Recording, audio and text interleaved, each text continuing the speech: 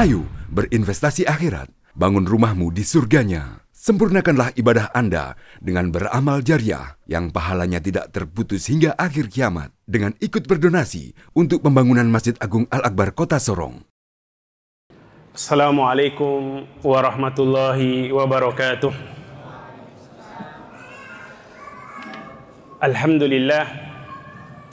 Alhamdulillahi ala ihsanih wa syukru lahu ala taufiqihi wa amtinanih, wassalatu wassalamu ala ashrafil anbiya'i wal mursalin wa ala alihi wa ashabihi, thumma amma ba'd.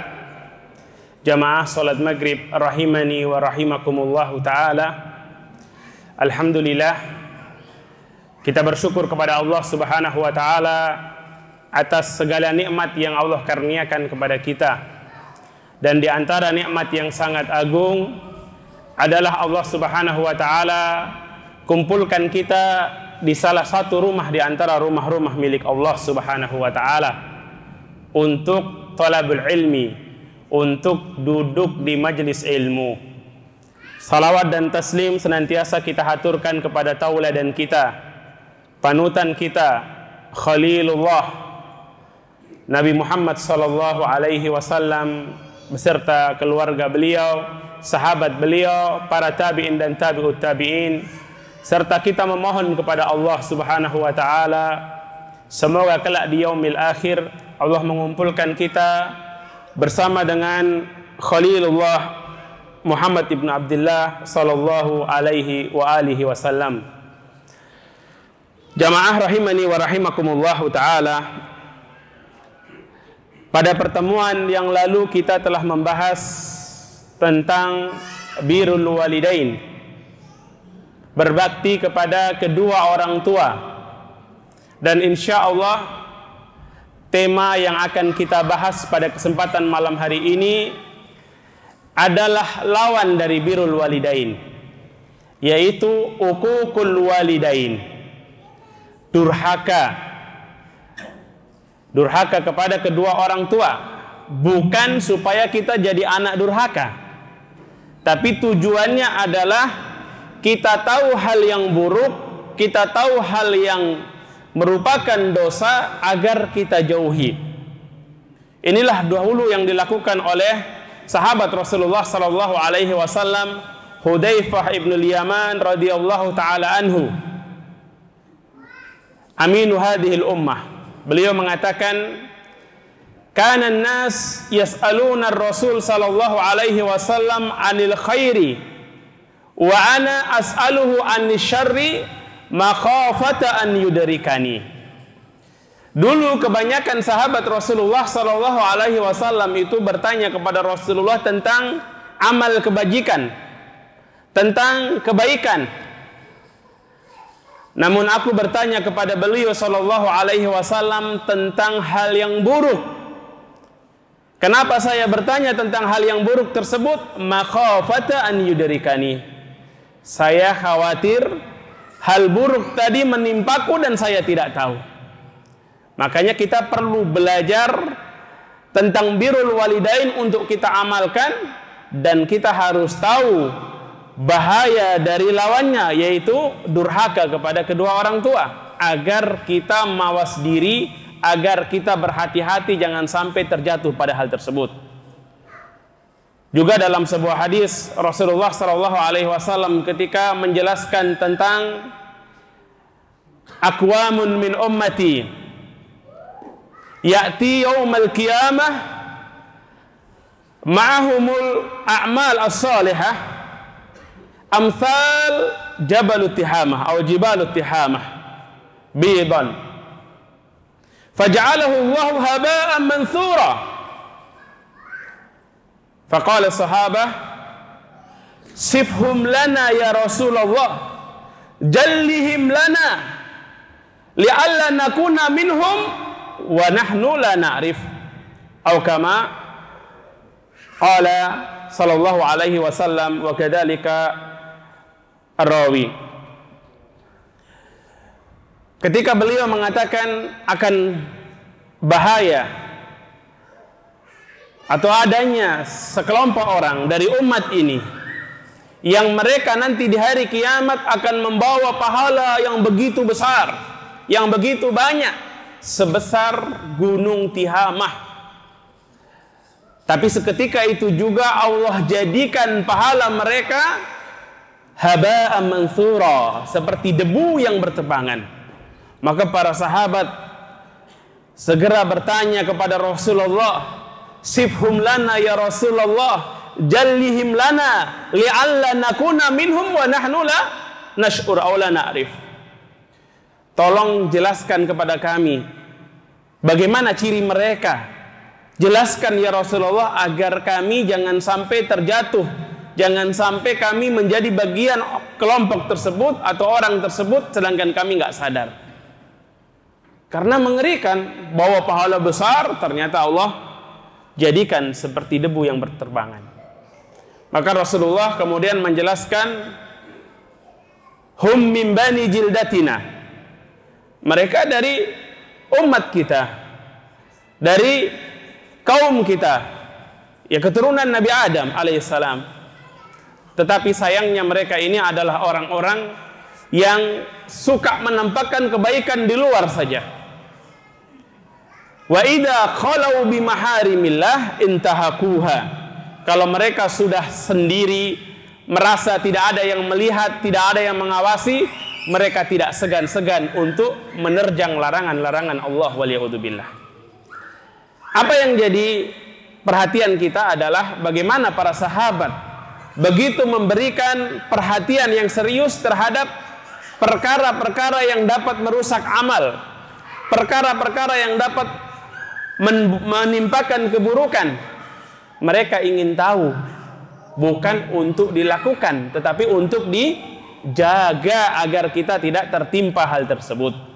Begitu juga ketika kita belajar tentang lawan dari birrul walidain, yaitu uququl walidain, deritanya anak durhaka. Kata Rasulullah SAW dalam sebuah hadis yang sahih diriwayatkan oleh Al-Imam Al-Bukhari dan juga Imam Muslim, hadisnya muttafaqun alaih tentunya. Beliau mengatakan, ala unabbi'ukum bi akbaril kabair. Ala unabbi'ukum bi akbaril kabair. Ala unabbi'ukum bi akbaril kabair, kata beliau sallallahu alaihi wasallam. Beliau ulangi sampai 3 kali. Maukah kalian aku beritahukan tentang dosa besar yang paling besar, atau dosa yang paling besar di antara dosa-dosa besar? Beliau ulangi sampai 3 kali. Ini menunjukkan begitu pentingnya masalah ini untuk diperhatikan. Ala unabbi'ukum bi akbaril kabair. Al-isyraku billah wa uququl walidain. Beliau mengatakan yang pertama adalah syirik kepada Allah, menyekutukan Allah, dan yang kedua adalah durhaka kepada kedua orang tua.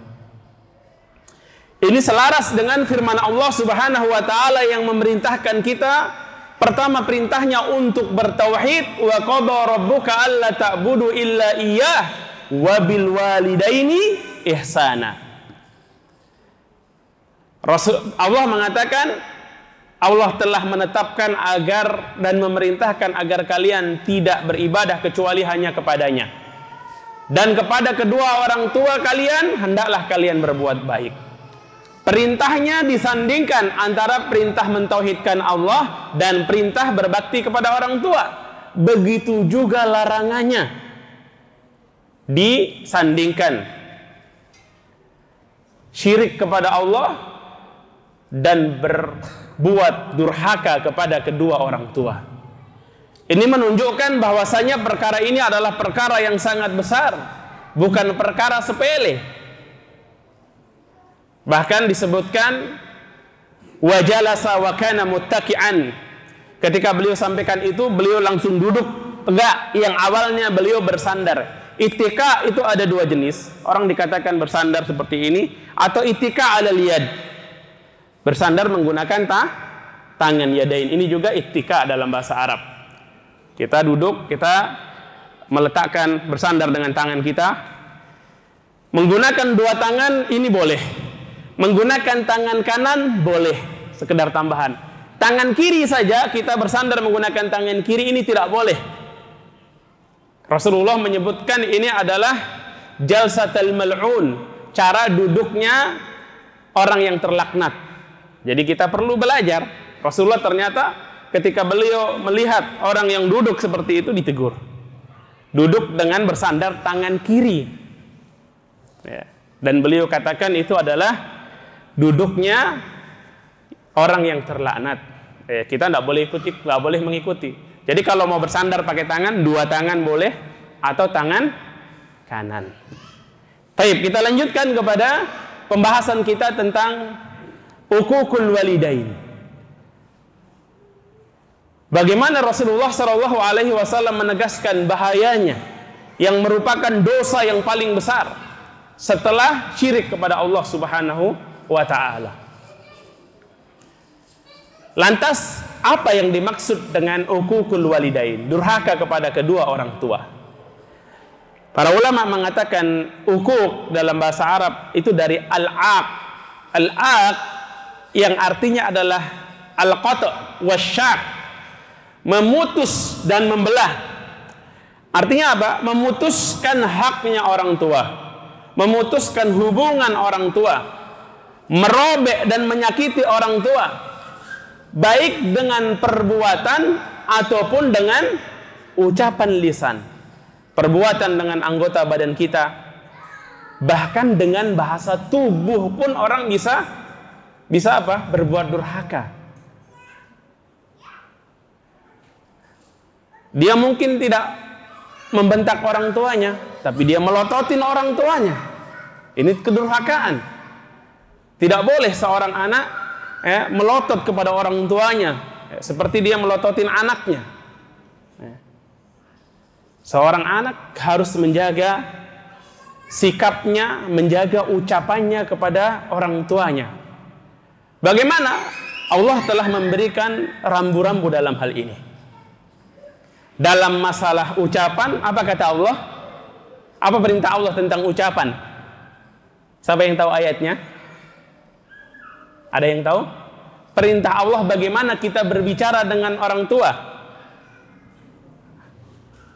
Bagaimana? Yang di sini tahu? Apa perintah Allah dalam Al-Quran kalau kita bicara dengan orang tua? Bagaimana? Wa qul lahuma qaulan karima. Tafadhal. Ya, ucapkanlah kepada kedua orang tuamu, kepada ibu bapakmu dengan kata yang karim. Kata yang karim itu gimana? Yang mulia, menunjukkan kita hormat, kita menghargai mereka, memuliakan mereka. Anak-anak sekarang kadang berbicara dengan orang tua seperti berbicara dengan temannya. Ini harus diajari, Pak. Kadang bicara dengan orang tuanya, "Bapak, kopi mana, Bapak?" Kalau dengan temannya boleh, ya. Meskipun dialek kita seperti itu, tapi anak tetap harus diajari tata krama. Karena Allah perintahkan apa? Wa qul lahuma qaulan karima. Perkataan yang mulia itu bagaimana? Seperti kita kalau mau berbicara dengan orang yang kita anggap orang mulia. Kita bicara sama pejabat, sama presiden. Apa berani kita bilang? Bapak, kau dari mana, Bapak? Tidak mungkin kan? Bahkan mungkin sebelum berbicara kita udah siapkan. Sehari dua hari sebelumnya kita udah siapkan bagaimana apa yang akan kita sampaikan. Jangan sampai salah memilih kata, jangan sampai menyinggung beliau. Maka kepada orang tua kita lebih dari itu. Wa qul lahuma qaulan karima. Adapun dengan anggota badan kita, bagaimana perintah Allah? Bagaimana Allah memerintahkan dalam Al-Quran? Ada yang hafal? Sambungannya tentang bagaimana bersikap dengan anggota badan. Kalau tadi dengan lisan, wa qul lahuma qaulan karima. Anggota badan? Ada yang ingat? Pendek saja seperti tadi, wa qul lahuma qawlan karima. Kalau anggota badan gimana? Ada yang ingat? Itu umum. Yang secara khusus dengan anggota badan. Wakhfid lahuma janaha dhulli minar rahmah. Tundukkanlah. Allah mengatakan janah, sayapmu, seakan-akan tangan ini sayap. Kita bersikap dengan sikap yang santun, hormat. Orang menundukkan dirinya, tapi dengan batasan yang dibenarkan oleh syariat. Ya, tidak juga kita bungkuk-bungkuk, tidak. Tapi kita menunjukkan kita menghormati, memuliakan orang tua. Janahad dhulli minar rahmah. Kenapa kita tundukkan diri kita? Kita tidak tadi melotot pada orang tua, tidak bersikap yang tidak sopan, dengan dibarengi kasih sayang kita kepada beliau. Bukan takut, tapi dibarengi dengan kasih sayang. Ini adalah perintah yang sangat agung. Makanya orang kalau dia melakukan sebaliknya, berbicara kasar, gestur tubuhnya, gestur yang ingin menunjukkan dia lebih hebat dari orang tuanya. Bapak siapa? Bapak pendidikan cuman SD, bahkan SD nggak kelar. Ini doktor, Pak. Ini LC, Pak. Ini master, Pak. Semua itu tidak ada gunanya manakala kita hadapkan dengan orang tua kita kalau kita tidak merendahkan diri kita di hadapan orang tua kita. Karena semestinya dengan bertambahnya ilmu kita, bertambahnya gelar kita, semakin kita bisa mengamalkan agama. Maka itulah ilmu yang bermanfaat. Tapi semakin kita banyak belajar, semakin kita banyak memiliki gelar, dihormati oleh masyarakat, lantas sikap kita kepada orang tua kita semakin buruk, ini pertanda bahwasanya yang kita pelajari tidak bermanfaat. Apalagi kalau sampai menyebabkan orang tua menangis, meneteskan air mata. Kata Al-Hasan Al-Basri rahimahullahu ta'ala, bahwasanya bukaul walidain atau bukaul ukut. Orang tua kalau udah sampai nangis, itu durhaka anaknya. Maka hati-hati. Kita harus hati-hati bersikap. Hati-hati berbicara dengan orang tua. Bayangkan dulu di antara sahabat ada yang mereka sampai takut kalau makan itu satu meja nanti. Kenapa nggak makan satu meja dengan orang tuanya? Saya khawatir saya ambil makanan padahal ibu saya udah duluan lihat. Gara-gara itu beliau kecewa misal. Ini warok yang sangat warok. Meskipun kita mungkin tidak sampai harus seperti itu. Tapi bagaimana dahulu orang-orang mulia, orang-orang soleh dulu, mereka begitu berhati-hati jangan sampai jatuh kepada kedurhakaan. Masih ingat hadis seorang pemuda dari Yaman yang datang ke Madinah untuk berhijrah dan berjihad bersama Rasulullah. Datangnya untuk berhijrah, datangnya untuk membela Rasulullah. Tapi ditanya, ahayyul walidak? Apakah ibu bapakmu masih hidup? Naam ya Rasulullah. Taraktuhuma yabkiyan. Saya meninggalkan keduanya di Yaman dalam kondisi mereka menangis. Mereka enggak rela saya tinggalkan. Maka apa kata Rasulullah? Irji ilaihima fa'adhikhuma kama abkaitahuma. Pulang kamu ke Yaman. Buat ibu bapakmu tersenyum, buat ibu bapakmu tertawa sebagaimana kamu telah membuat mereka menangis. Jangan sampai orang tua kita menangis. Jangan sampai.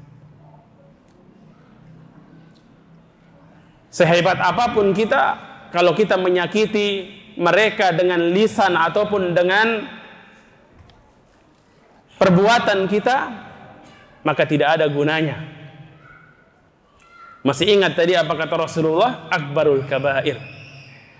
Bahkan dalam sebuah hadis Rasulullah Shallallahu Alaihi Wasallam mengatakan, ma min dzambin ajdaru an yu'ajjilallahu 'uqubatahu fid dunya ma'a ma yaddakhiruhu fil akhirah min qat'i silatir rahim wal bagi. Tidak ada dosa yang lebih pantas untuk Allah segerakan hukumannya di dunia plus nanti yang ditabung untuk akhirat. Bukan di dunia saja, di dunia dan disiapkan juga di akhirat. Seperti dua dosa. Dosa apa?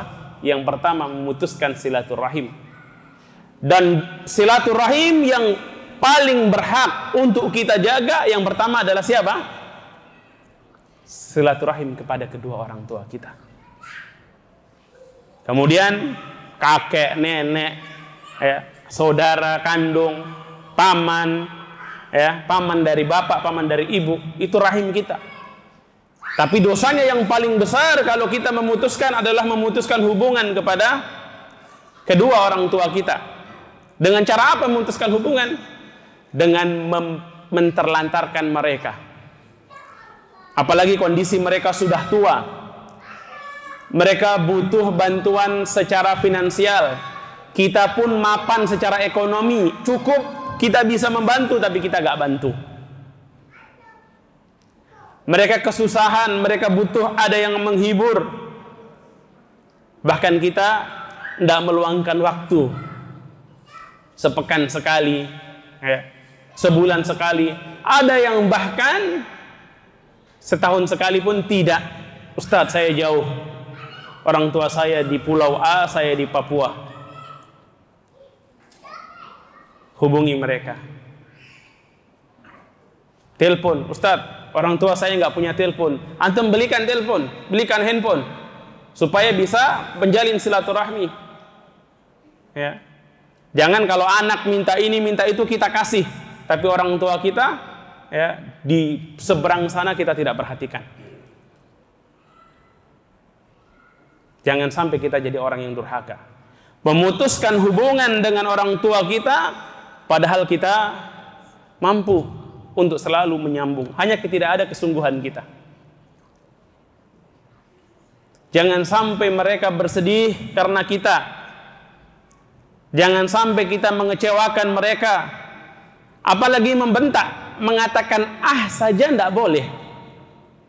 Wala takul lahuma uff. Jangan bilang ah. Ah bapak ini, ah ibu ini, saya lagi capek lagi. Tidak. Jangan sampai. Di antara doa yang mustajab yang Allah akan kabulkan adalah doa orang tua mendoakan keburukan kepada anaknya. Hati-hati, jangan sampai orang tua kita tersakiti lantas mendoakan keburukan kepada kita. Kata Rasulullah sallallahu alaihi wasallam, "Thalathun minad da'wat al-mustajabah." Da'watul madlum. 3 doa yang Allah akan ijabah. Doanya orang yang terzalimi. Siapapun dia, anak kita, istri kita, orang lain, bahkan orang kafir pun tidak boleh kita zalimi mereka. Kita berbuat zalim, mengambil hak, mengambil harta mereka, mencurangi mereka, tidak boleh. Islam agama yang adil, rahmatan lil alamin. Bukan sekedar rahmat bagi orang Islam, bagi seluruh alam semesta. Kemudian da'watul musafir, orang yang lagi berpergian. Wa da'watul walid ala waladihi. Doanya orang tua mendoakan keburukan bagi anaknya. Ala, da'watun ala, doa ala itu artinya doa keburukan kalau dalam bahasa Arab.